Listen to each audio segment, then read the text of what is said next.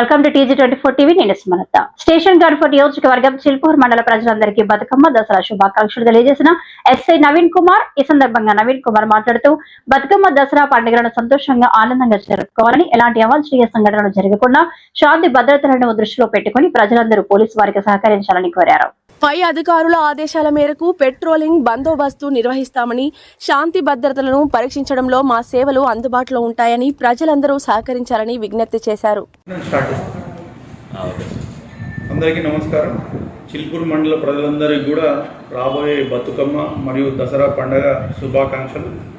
Police వారి తరఫు నుండి మా విజ్ఞప్తి ఏంటంటే, ఈ దసరా మరియు బతుకమ్మ పండుగలు అందరూ కూడా సంతోషంగా ఆనందంగా జరుపుకోవాలని చెప్పేసి కోరుకుంటున్నాం. ఎలాంటి అవాంఛనీయ సంఘటనలు జరగకుండా శాంతి భద్రతను దృష్టిలో పెట్టుకొని ప్రజలందరూ కూడా మాకు సహకరించాలని కోరుకుంటున్నాం.